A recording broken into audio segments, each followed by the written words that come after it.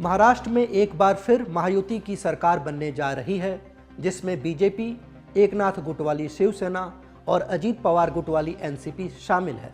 लेकिन सवाल है कि महाराष्ट्र में असदुद्दीन ओवैसी की पार्टी एआईएमआईएम का क्या हुआ। चलिए आपको बताते हैं। 288 में से 16 सीटों पर चुनाव लड़ने वाली एआईएमआईएम को बड़ा नुकसान हुआ है। एआईएमआईएम सिर्फ एक ही सीट पर जीत हासिल कर पाई है। मालेगांव मध्य से पार्टी के मौजूदा विधायक मुफ्ती मोहम्मद इस्माइल जीतने में कामयाब रहे हैं।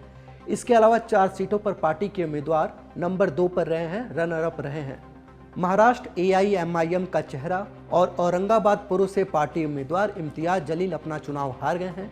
इम्तियाज जलील दूसरे नंबर पर रहे। उन्हें बीजेपी के अतुल मुरेश्वर सावे ने मात दी है। औरंगाबाद सेंट्रल से पार्टी के उम्मीदवार सिद्दीकी नसीरुद्दीन तकीउद्दीन भी 2 नंबर पर रहे।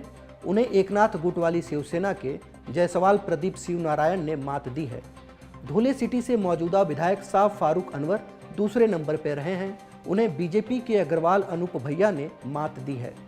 मानखुर्द शिवाजी नगर से एआईएमआईएम के उम्मीदवार अतीक अहमद खान को एसपी उम्मीदवार अबू आसिम आजमी ने हराया है।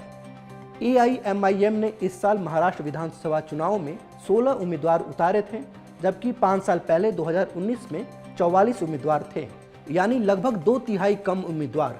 पिछले महाराष्ट्र विधानसभा चुनाव में ओवैसी के नेतृत्व वाली पार्टी को 2 सीटों पर जीत हासिल हुई थी, धुले सिटी और मालेगांव मध्य। एआईएमआईएम ने इस बार दलित मुस्लिम वोटों को अपने पक्ष में मजबूत करने की उम्मीद से एससी रिजर्व सीटों से 4 दलित उम्मीदवारों को मैदान में उतारा था।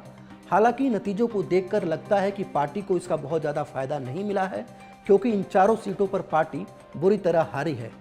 नवंबर की शुरुआत में ओवैसी ने एक इंटरव्यू में कहा था कि उनकी पार्टी ने कांग्रेस के नेतृत्व वाले महाविकास अघाड़ी गठबंधन से संपर्क किया था और बीजेपी के नेतृत्व वाली महायुति को हराने के लिए इस चुनाव में उनके साथ शामिल होने की इच्छा जाहिर की थी।